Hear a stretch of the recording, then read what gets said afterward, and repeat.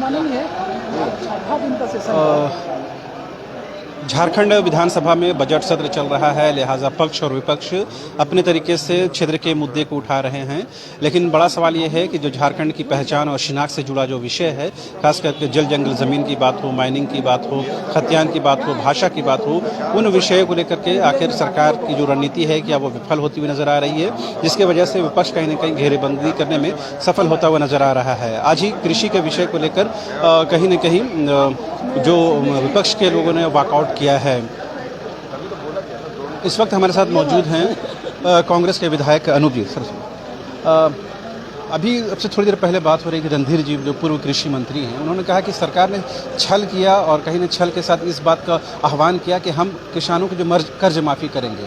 उन्होंने यहाँ तक कह दिया है कि जो कर्ज माफ़ी हुई है वो लगता है पार्टी कैडर के लोग हैं, उन्हीं की माफ़ी भी गिन कर हुई है।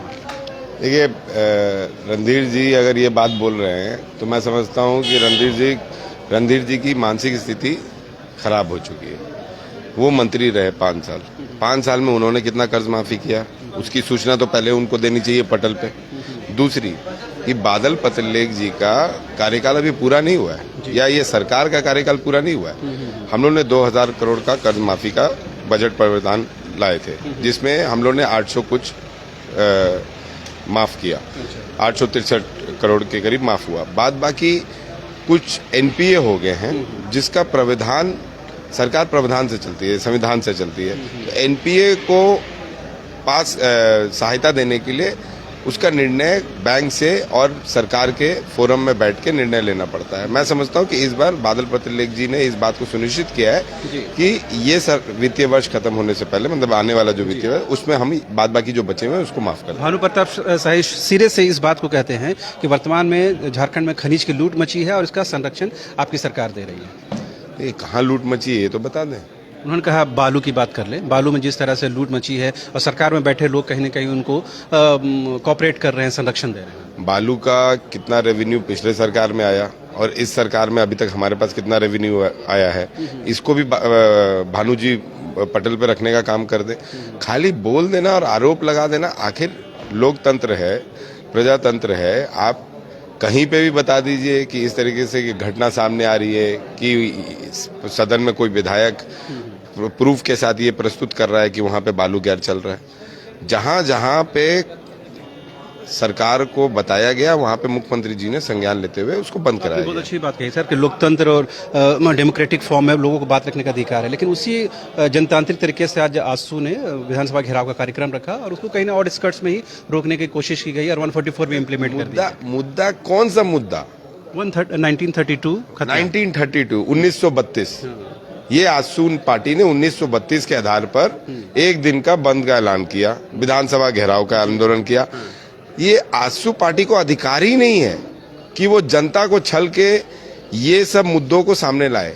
1932 का आज पक्षधर बनी हुई आसू पार्टी, उस दिन चंद्रप्रकाश चौधरी जब सरकार में शामिल थे, मंत्री थे, उन्होंने गैजेट पे साइन करके 1985 क्यों लागू कराया?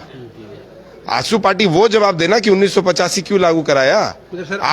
आज विरोध करने से क्या फायदा? जब उनकी सरकार थी तो 1985 आसू पार्टी ने लागू करा दिया। आप ही के कार्यकारी अध्यक्ष बंधु तिर्की जो इस बात के हिमायती और हर दिन पोडियम आकर बोलते हैं कि हम इस बात के पक्षधर हैं कि झारखंड की जो पहचान और शिनाख्त है 1932 उसको इम्प्लीमेंट कराएंगे। देखिए, 1932 के हम भी विरोधी नहीं है, आप फिर गलत जा रहे हैं। 1932 का कोई विरोधी नहीं है।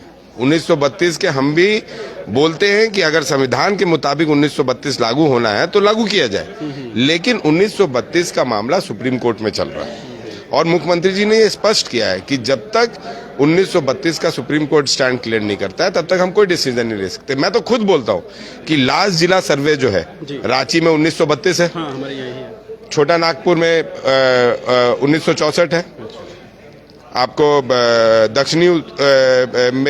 दक्षिणी छोटा नागपुर में 1932 है।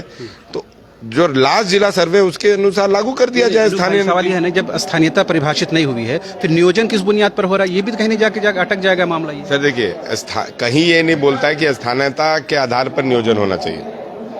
आप हिंदुस्तान में रहते हैं, हिंदुस्तान के नागरिक हैं, आपको कहीं का भी अधिकार है नियोजन के लिए। हाँ, लेकिन सरकार कितनी संवेदनशील है यहाँ के नागरिक के लिए, उस पर विपक्ष भी बोलता है और सत्ता वाले भी बोलते हैं। हम मानते हैं कि स्थानीयता चिन्हित होनी चाहिए, लेकिन पहली प्राथमिकता सरकार की है 1932 को लागू करना। लेकिन 1932 अगर सुप्रीम कोर्ट के माध्यम से कहीं रोका जा रहा है तो उसमें विलम्ब अगर हो रही है, तो मैं खुद विधायक होकर मैं बोलता हूं कि जो जिला का लास्ट सर्वे है उसको लागू कर दिया जाए, उसी के बेसिस पर नियोजन नीति भी 3 दिन पहले तेलंगाना के जो मुख्यमंत्री है केसीआर के चंद्रशेखर राव, वो आए। बताया जाता है कि उनके राज्य में जैसे राज्य गठित हुआ 2014 में अगले 30 वर्षों के लिए ये कर दिया गया कि नियुक्तियों में पहला जो प्राथमिकता जो होगी वहां के लोगों की होगी। तो ये तो राज्यों के ये तो प्रावधान होते हैं। एकदम आपने ठीक बोला। तो आज 17 साल बीजेपी ने शासन किया। बीजेपी जब बिहार अलग हुआ था तो मेरे पिता भी मार्शल आउट हुए थे।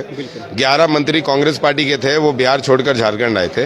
तो उसी समय बीजेपी को लागू कर देना चाहिए था। उस समय बीजेपी ने लागू नहीं किया। हिंदी हिंदी हिंदी हम लोग कर रहे हैं।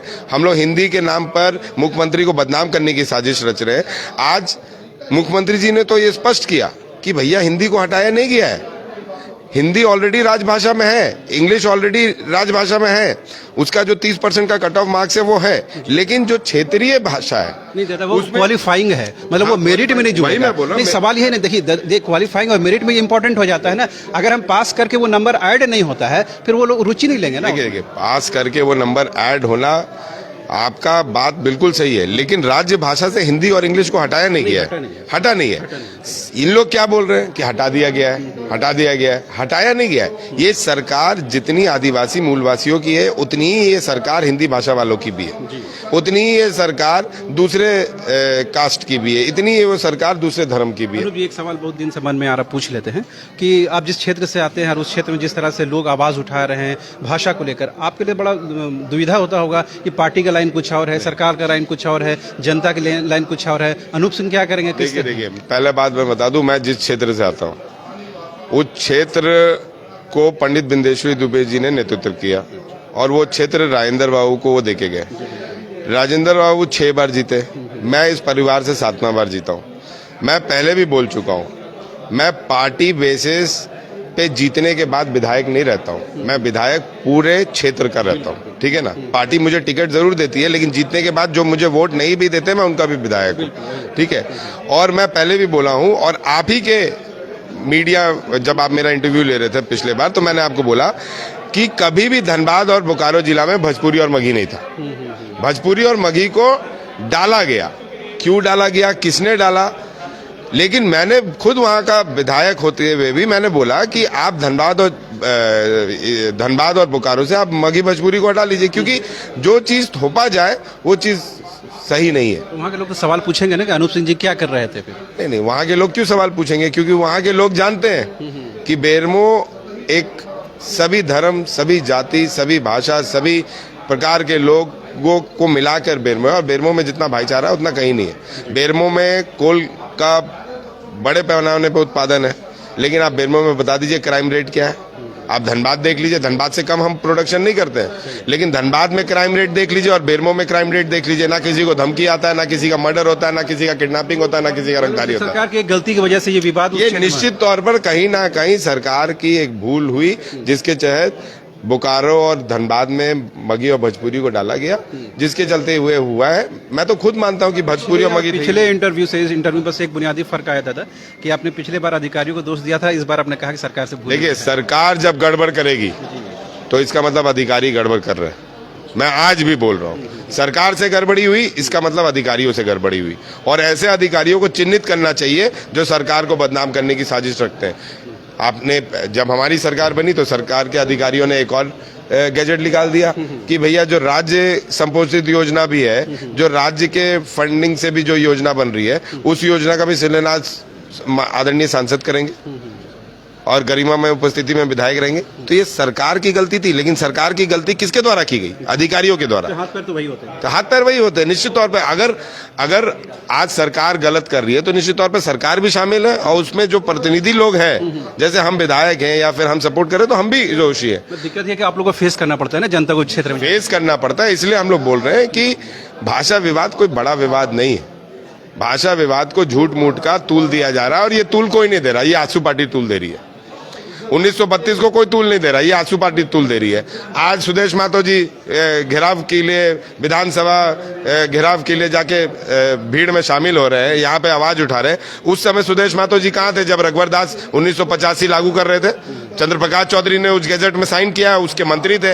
आज चंद्रप्रकाश चौधरी बहुत बड़े हितैषी हो गए सबके, आज सुदेश महतो जी बहुत बड़े हितैषी हो गए। रोबिन हेम्ब्रम ये कहते हैं कि वक्त आ गया कि तीर धनुष चलेगा, तो क्या वो सरकार इस बात को नहीं जोर दे रहे हैं? रोबिन हेम्ब्रम जी अपनी भावनाओं को रख रहे हैं। मैं एक हिंदी भाषी व्यक्ति हूँ, मैंने अपने भावना को रखा कि हिंदी शामिल होना चाहिए। रोबिन हेम्ब्रम जी 1932 खतियानी है, उन्होंने उस भावना को रखा कि 1932 लागू होना चाहिए। मेरा लास्ट सर्वे 1964 हुआ है। मैं बोल रहा हूं कि 1932 में अगर विवाद है तो लास्ट सर्वे का जिला स्तरीय जो सर्वे हुआ है उसको लागू कर दिया जाए। उसमें 1932 भी कहीं कहीं आ जाएगा, 1964 भी आ जाएगा। जो लास्ट सर्वे हुआ है वो सरकार के माध्यम से हुआ है। कम से कम रघुवर दास की तरह 1985 तो लागू नहीं होगा, 1964 में सभी आ जाएंगे।